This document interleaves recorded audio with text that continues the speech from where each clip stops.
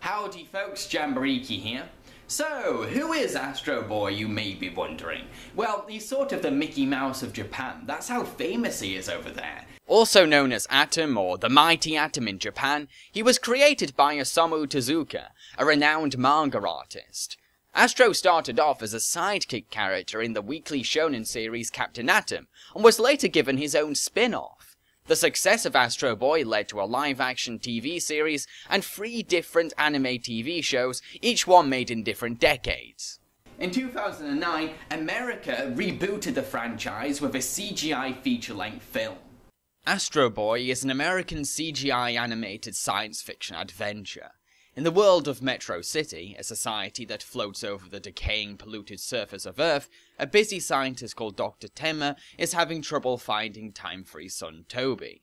After an accident at the lab, Toby is killed and the grief drives Tenma to create a robot clone of his son. At first, Tenma embraces his artificial child, but soon realizes that he's not the same as the real Toby. So, Tenma rejects his robot creation, who ends up on the surface of Earth, where he meets a group of orphans being raised by a whimsical engineer called Hamek, and gains the new name of Astro. Meanwhile, Metro City's president wants to use Tenma's lab to create a robot fueled by negative energy to defend his society from the surface. He also orders Tenma to deactivate Astro, because he's considered to be a threat. So, will Astro find his place on the surface, and will he be able to defeat the power-hungry president? Now, before I start this review, I should let people know that I'm not a massive Astro Boy fan. I haven't read the manga or watched all the anime episodes, so don't expect me to get enraged by this movie's possible changes from its source material. I'm just going to review this film for what it is. This movie actually starts off as promising, by showing a touching, heartbreaking, and moving story of a father's desire to redeem himself as a parent, to a machine who is merely a shadow of someone long gone. We watch as a father realizes that a clone isn't a satisfying replacement, but instead a sad reminder of what's missing, and a robot discovers that his identity is a contrived reflection of someone else. The first half of this film is all handled with sincerity and decent timing. Nothing feels too drawn out or too rushed. Each scene carefully details ways of showing the consequences of playing God. Nothing is held back. We see all the harsh pain of a grieving father as he ends up rejecting the artificial intelligence he created. Then, halfway through the film, the story gives up on itself and suddenly drops Astro in a bloody adaptation of Oliver Twist meets Wall-E. The tone changes from dark and thought-provoking to over-whimsical and fluffy. The pacing goes from subtle, focused and careful, to obnoxious and insanely fast. It's really jarring to see a movie take such a sharp turn like this, especially in a direction that's this annoying. The middle act of the film feels like Astro has been dragged into a completely different movie. It's like the makers of this film were terrified about showing too much dark, sad, or mature content to their young audience, so they panicked, freaked out, and changed their focus towards something more predictable, safe, and conventional. If you're going to do a movie about playing God, then you might as well go all the way, or there's no point of taking on a story like this. Kids can handle these kinds of things. Dark or harsh content can be exciting for them if it's worth investing in. There's nothing risky, shocking, or new about having very sinister, serious, or mature elements in a kids' film. It's been done before in many successful children's films. An American Tail is a miserable story of a mouse finding his family in a grim and dangerous world. It was a huge financial success. The Secret of NIMH is a kids' film that explores the mature themes of science, the unknown, nature, and that film has a 95% score on Rotten Tomatoes. The makers of this film had no excuses and nothing to worry about. Dark or mature children's movies aren't inherently flops. They are capable of reaching commercial or critical success. So, taking Astro Boy into a deep or serious direction wasn't a huge risk, it just had to be done right. The film later returns to its roots in the finale, but it's too late by then. We haven't had a chance to fully absorb the world of Metro City, we've kind of forgotten about Dr. Temmer and the others, plus we're only just starting to readjust ourselves back to what the film was originally about. So the climax feels like it's missing what the middle act could have been focusing on.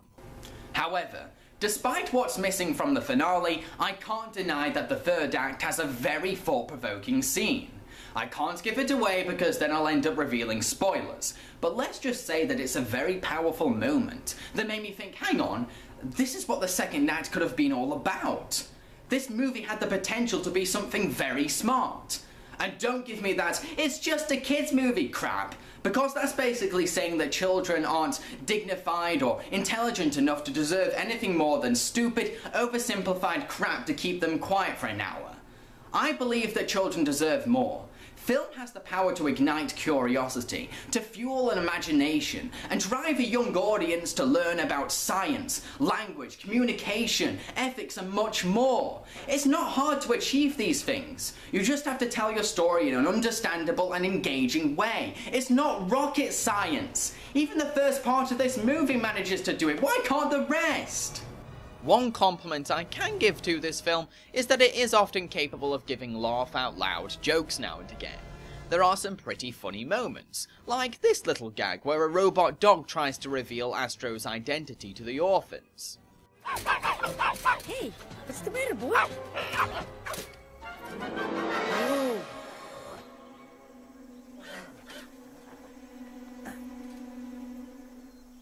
Almost makes me wish I could read. This scene is funny because it takes us by surprise. It twists our expectation. Astro is brave, kind-hearted, and high-spirited. Now, he is hard to relate to because he's perfect in so many ways. He's super intelligent, physically strong, and very talented. To be honest though, I think he's more of a role model than a relatable character.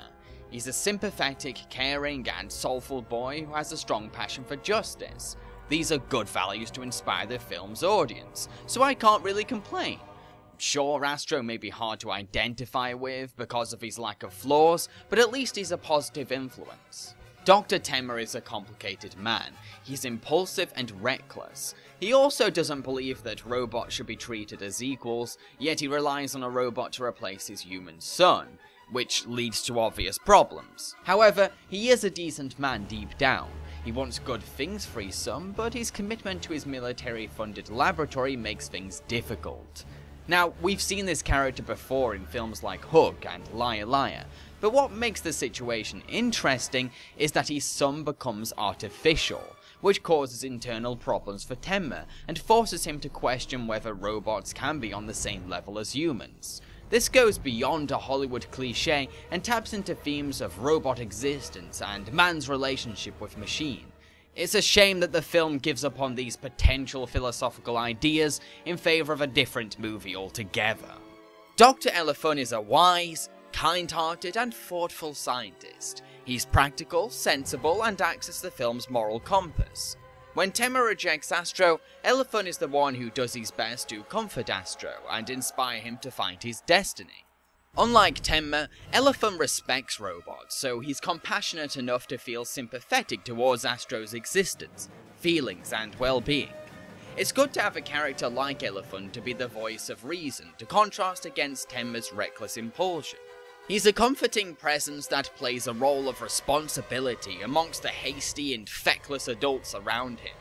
Cora is a character that's been created specifically for this movie. She's not in the original manga and she's not in the TV series. She just seems like a character that's in the film for the sake of it, lodged in the cast to give a possible romantic interest for Astro, to help the film feel more conventional, predictable, and safe. She's a pretty bland individual. Her only trait is that she's sarcastic and that's it. It's not even dry, funny sarcasm at that, it's just whiny sarcasm. She's just not that rounded or interesting enough to justify her creation. She's provided with a backstory, but it doesn't give much detail to her character. It just explains that she's a runaway teen who doesn't like Metro City. That's about it. If you're going to include an original, new character in your adaptation, then at least make her special and not some forgettable hip teenage girl. President Stone is the film's main villain. He's nothing unique, just a corrupt politician who wants to win the next election at any cost. He's not that funny because he lacks personality to support his silly or comical moments. I think he mainly lacks personality because of his voiceover, which I'll talk about later. It doesn't help that his design is incredibly boring and forgettable. I mean, there's nothing special or identifiable about the way he looks. He's just a generic bad guy that you're bound to forget soon after watching the film. Hamegg is a former scientist who came to the surface to refurbish robots and make them fight for public entertainment. He's camp, whimsical, and energetic. There's not much I can say about him because there's a twist to his character that's later revealed. A twist that becomes obvious quite early in the film. The revolutionist robots have some funny moments now and again, but most of the time they can get really annoying because they talk so much. My biggest problem with them is that they have little purpose beyond giving Astro his name. They monologue about robot rights, fall over, and do nothing to help the lead characters during conflict. Yes, the film mocks how they don't do anything, but that still doesn't give them any purpose in the film. The animation for this film, which was produced by the Hong Kong studio Imagi, is very strong. Characters are expressive through their eyes, their brows, and their gestures. The animation is capable of being subtle and gentle, or fast-paced and wacky, so it does showcase a variety of movements and emotions. However, thanks to the pacing sometimes, the animation can get a bit too giddy for itself now and again, which can be aggravating to pay attention to because so much is being thrown at us. I think that the animation really excels when it shuts up and lovingly embraces its visuals quietly or silently. After watching scenes of annoying little kids yapping and screaming, or scientists chatting away in technobabble, it's rewarding to simply watch the movie express itself with the medium it's using. One example has to be a scene where one robot, who doesn't talk much, tries to learn boxing. All his actions reflect a strong personality because they have vivid character to each movement. There are some quiet or silent shots like this. You just have to sit through the loud scenes to eventually experience them. While the voice acting for this movie is really good for the most part, it certainly suffers from some serious miscasting. Astro is voiced by Freddie Highmore. Now, I have stated that Highmore's voice acting in the Arthur films were too weak and poor. However, his performance in this film is actually really good. He sounds effectively energetic and invested in his role. He's capable of a variety of emotions, and to be honest, I gradually ended up forgetting that Highmore was behind the microphone. Do you ever feel like you just don't fit in? Like you're different to everyone else? Kind of an outsider? Of course. Everyone feels like that sometimes. Well, the last few days have been different for me. I mean, being with all you guys and Hamegg. The thing I need to tell you is I'm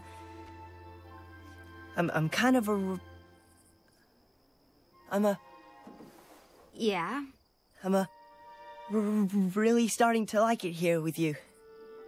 With you guys. Yeah? Well, we like you too, Astro. Dr. Temmer is played by Nicolas Cage, and he's fantastic.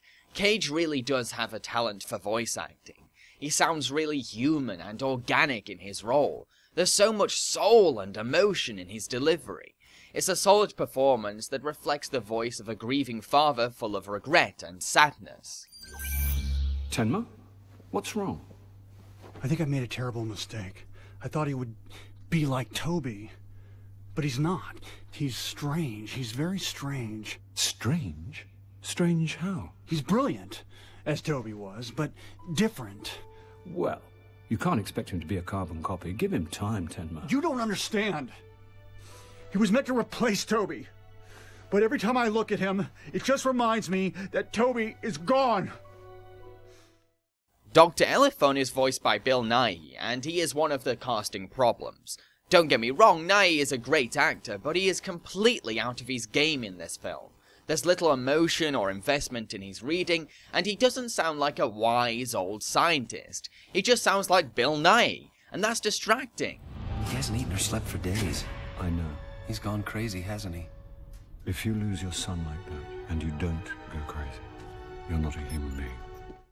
Cora is voiced by Kristen Bell. She does an okay job, I guess, considering what little has been developed for her character. She reads her lines with clarity and the right level of energy.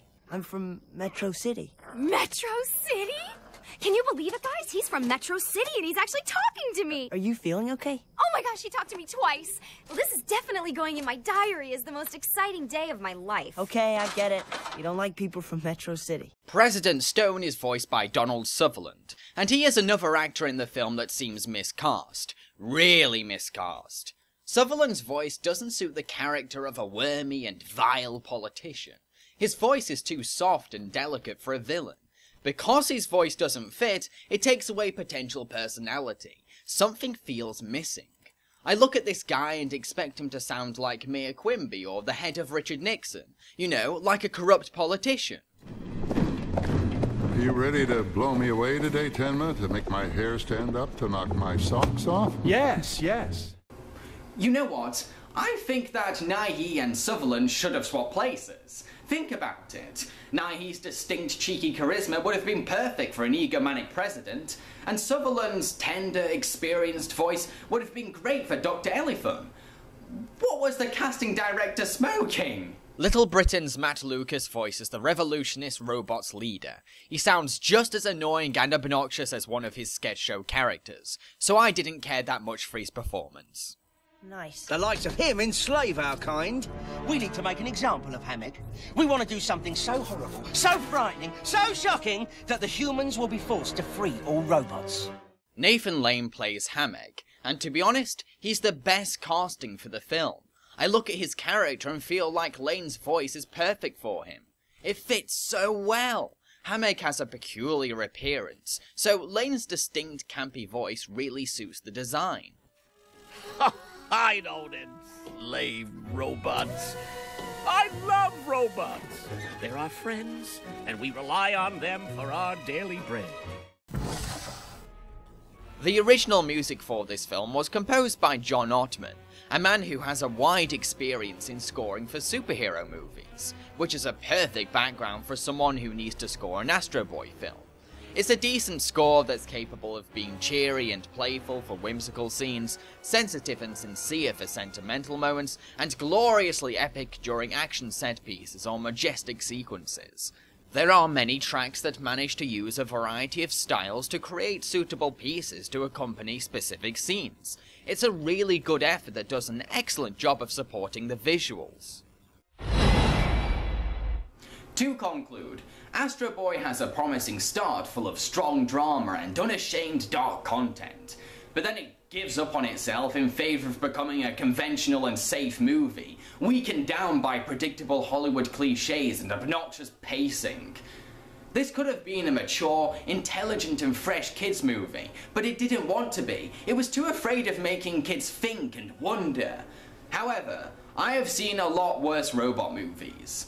A lot worse. So at least this film tries a little and gives a few laughs along the way. I'm going to give it 2.5 strawberries out of 5. Now, if there's some of you out there still wondering whether this film is your cup of tea, then consider this. If you enjoyed such titles as AI, Robots, or Pinocchio 3000, then you may get something out of Astro Boy. I've been Jamboriki, and I hope you enjoyed my review. Feel free to subscribe to my channel, and I encourage you to follow me on Facebook and Twitter. In the next episode, I'm going to review the Powerpuff Girls movie. Cheerio, folks.